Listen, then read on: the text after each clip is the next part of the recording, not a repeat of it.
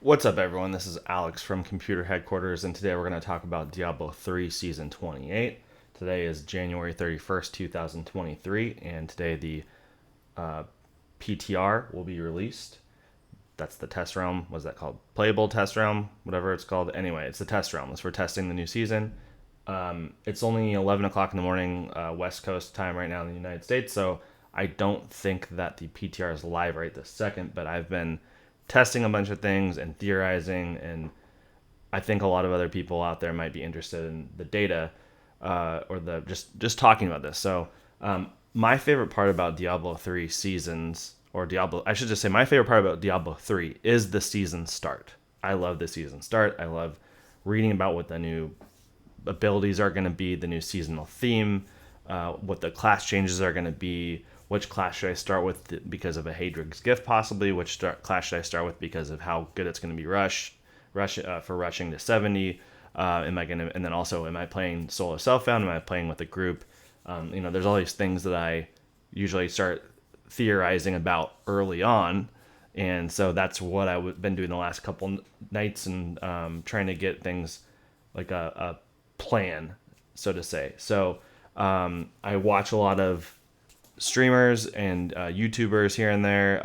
And so anyway, first of all, sorry if this is a little bit unorganized, but I have to get to work here in a minute, and I'm just really taking a little tiny chunk out of my day to make this video, and hopefully it helps some people. And if it changes, maybe I'll make another video if the PTR changes some of this information. So first of all, if you are not familiar with the season 28, the big thing here is going to be this altar of rites where you have to sacrifice things to the altar to get special powers. So if you're not familiar with that, go to YouTube, type Diablo 3 season 28, and you'll see a bunch of videos from people like Woody and Rax Antrax, Riker, etc. I personally think that Rax Antrax is the best at explaining things out of those three people, and there's a lot of others too, but I think Rax is just by far the easiest to follow, and the way he explains it is the best.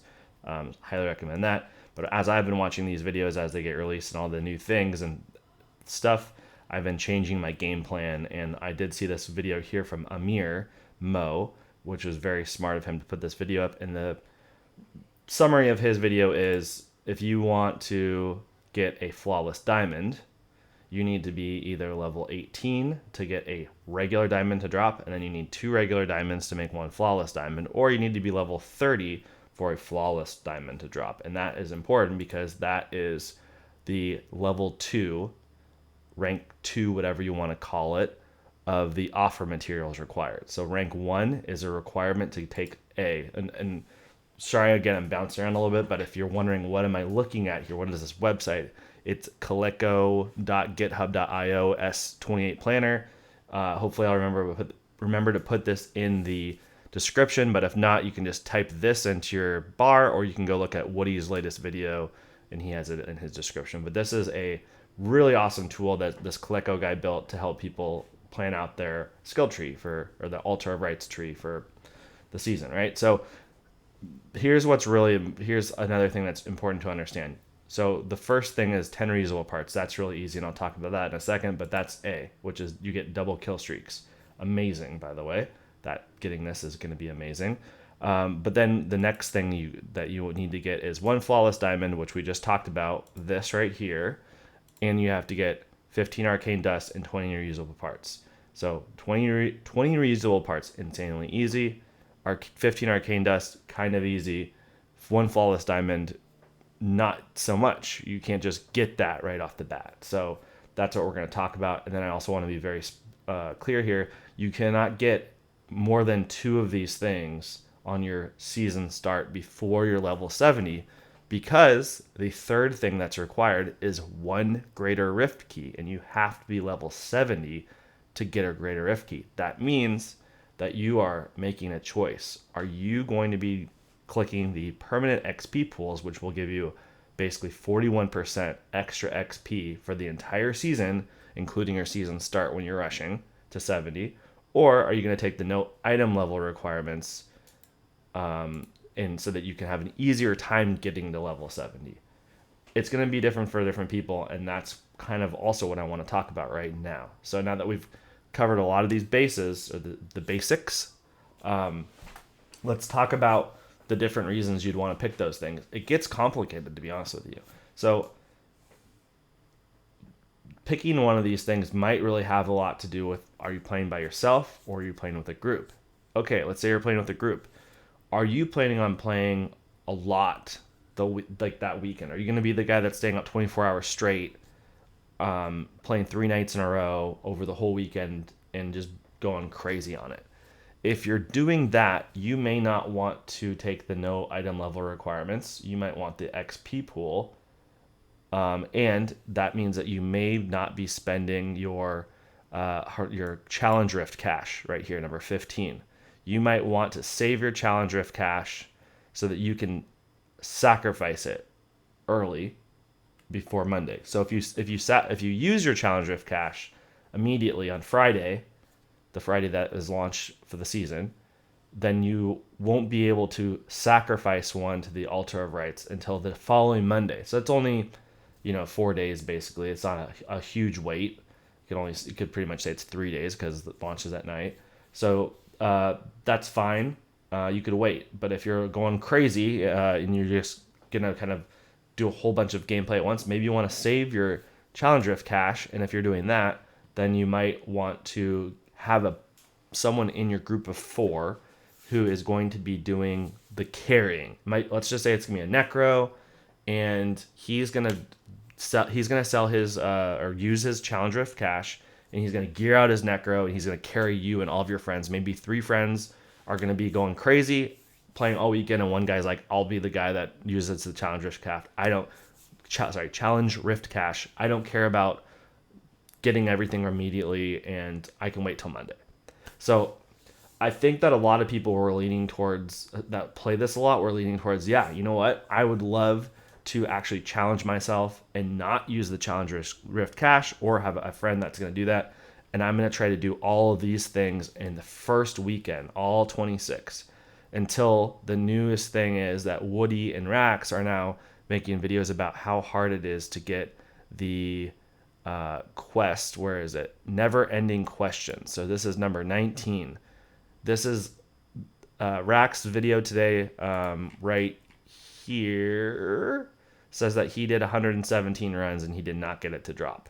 Like hours of gameplay and not getting that to drop. And it's just a worthless grind.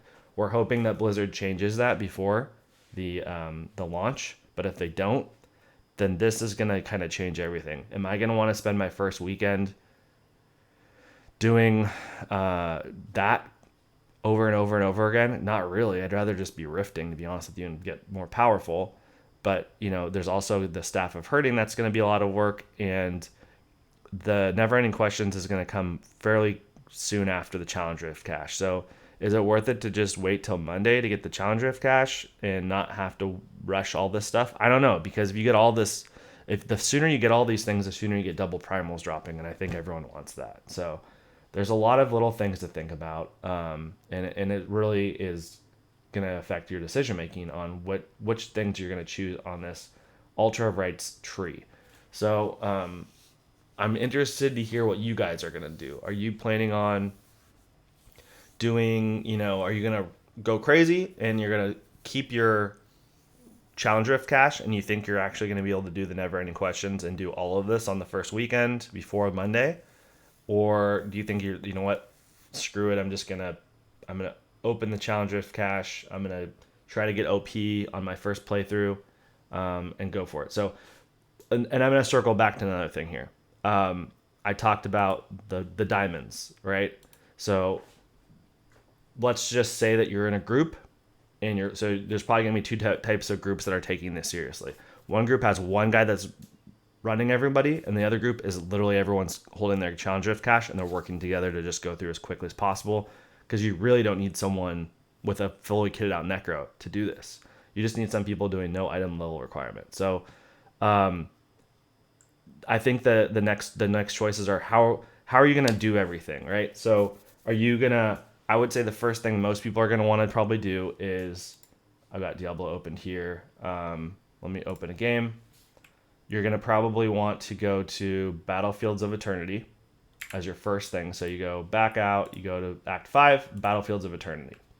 And sorry, this guy's already level 30 because I've been doing testing about when gems will drop, and I confirmed what that other Amir guy said. He's correct. So you're gonna go here and you're gonna go click the little piles of stuff, and you're gonna get white items that you can salvage, right? You only need to salvage 2 items, possibly 1. I tested that, how many salvage parts do you get, reusable parts from salvaging a white? The low side I think is 7, and the high side is 10. You only need 10. You only need 10 to get this, right? So you're gonna want this. This is gonna make everything insane. If you didn't get this thing or this thing, and you could only get this, it would already be crazy. This would already be insane. Just this. So you're gonna get this in reusable parts, 10 reusable parts right away, very quickly. It'll take 1 minute, right? Boom, you've got the double kill streak. Now what are you gonna do next? Are you guys gonna go get the cube? Are you gonna have, so if you have the Necro that's carrying everybody, he's gonna be using his cash, and then he's gonna be getting some legendaries from Kadala, and that whole routine that we're used to doing every season. So he's gonna want the cube. So then you guys are gonna go get the cube, and then by the time you guys get the cube, you're gonna be level 7 to 10, somewhere in there. And then you're gonna need to get to level either 18 or level 30 to get the flawless gems to drop, right? I personally think that you level up so dang fast from about 10 to especially like around 12 or 13. I think it's when a lot of people get decent abilities that do like an AoE effect.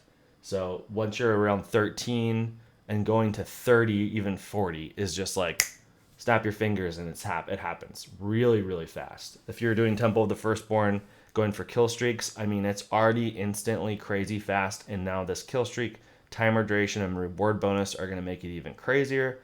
My opinion is you don't spend extra time at level 18 trying to get that the regular diamonds to turn into a flawless.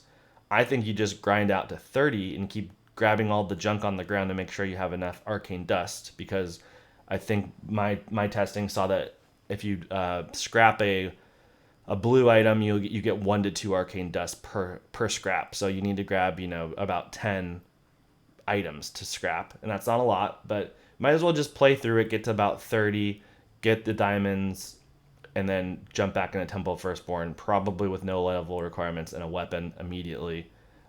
So there's a couple other little things to talk about too. And I know this video is getting kind of long, but the people that are really into this, I think you guys are going to appreciate the detail here. So let's just say you're in a group and you're getting carried or you're not. But either way, you're the guy that's keeping his challenge rift cash. So that's where things are a little bit different than what you're used to thinking, right? So if you go to the blacksmith, you have to level it up, right? And it's expensive. So the money that you get from the cash, you're used to just going click, click, click, click, click, click, right? I mean, I've been playing this guy just doing ZK runs, so I had money from here, but level rank 8 is level items 50 to 55, and I need 35,000 more gold. And I'm sure it goes to 50,000 or 100,000. I started keeping track of that, and I don't even know how much it is because I usually just don't have to worry about it. Not having the gold is actually a problem. And then you need to go make a weapon, right? So like, oh yeah, I'm gonna go make a level. I don't even have it on here because this is my EU character that had nothing. There's no paragon or anything, right? You have to have 1,000 gold and 15 veiled crystals and 15 arcane dust or whatever, and 15 reusable parts. So you have to have a decent chunk of mats to make all the gear you want to make. You have to think about, how am I going to have the money to level up the blacksmith? How am I going to have the money to make a full set of 70 gear? How am I going to have this and how am I going to have that? So you have to think that whole thing through, and that's why I'm also saying maybe just wait till level 30 to get your flawless gems. Because if you're going to be holding the cash, it's going to help you save up some of that money as you're leveling through Temple of the Firstborn. But I think that literally just getting the level requirements thing at around level 30 and just wearing a level 70 weapon, just that alone is going to be a huge deal. And then if you can kind of just keep adding stuff as you go. At the end of the day, you don't want to just be spending so much time nitpicking little things, because then you're gonna be at 2 hours because you did too much. When you could have just did 1 hour even without trying super hard. The other thing I didn't mention is that when you want to get your flawless diamond, you need to, in my opinion, you need to do a ZK run. So you just open a game. I usually do them in hard because it's just a lot easier, time saver. But you open a game, you go to Act 2. You can either mouse over like this. Why is it not doing it? There we go. And you can check the bounties. If it says kill is old and cool, you can just click it and go to it. Or if it doesn't say kill is old and cool, you can close the game and open another one. This one doesn't have it. So I'm just going to back out of the game. If you have a group of 4 people and everyone's looking for his old and cool, my testing showed about 25%, sometimes more like 33%. But let's just say 25% of the time, you're going to get a kill ZK, right? So if you have 4 people opening games independently of each other, not in a party, and everyone looks for it, you have a very high chance that one person out of 4 is going to get it immediately. Everyone joins that person's game. And let's say a couple people didn't get the diamond. Do it again. Open another game. All 4 people open their own games again. They drop party. They check. Open the map. Is it there? Kill is old and cool. It's not there. Back out of the game. Open it again. Now, if you open and close games over and over, you kind of get locked out. But if you have 4 people doing it together, you'll find it. You won't get locked out. It'll happen so quick that it won't matter, right? But I've done. Sorry, I didn't even read that. Did it say kill is old and cool? No, it said kill rocket. I've done so many of them in the past night. I spent hours doing this because I watched that guy's video, Amir, where he said here's where the gems drop and what levels, but I didn't believe him basically without doing it myself. And he was correct. Level 18 is exactly when I started getting regular gems dropping, and level 30 was when flawless started dropping. So I'm just checking this again. I didn't get it again. Sometimes I've gone 10 games in a row without getting kill is old and cool, and then sometimes I've got it 2 or 3 times in a row where I did get it. So I've killed old and cool over and over and over, and seen what he drops. And yeah, that's pretty much it. I think I covered everything. And then just to recap that again, let's just say you're not going to turn your Herodric cash in. You're going to go to Battlefields of Eternity. You're going to get some whites so you can get A on the chart. This. Then you're going to go back to Temple of the Firstborn. You're going to farm that until you're level 30. Then you're going to go to Zoltan Cool. You're going to kill him until you get your Flawless Diamond. And then you're probably going to do no level requirements and hopefully afford a level 70 weapon. And if you can afford another item, go for that. Then you're going to go back to Temple of the Firstborn and farm it all the way to 70. And then as you're farming it, as you acquire more materials, you might craft a couple more 70 items in the between. But in my opinion, I think that it will be doable for people to do 1 to 70 as a 4-man group in 30 minutes. So it's going to be the fastest leveling to 70 that's ever happened, ever. It's going to be pretty awesome. I'm really excited. I know this video is probably long. I hope some of you guys enjoy this part of the game so much that you enjoyed the content of the video, and I hope I didn't confuse you with the content. So if you liked it, I'd love to talk to you guys in the comments about it. And if you have any corrections, let me know, and I'll see you in the next one.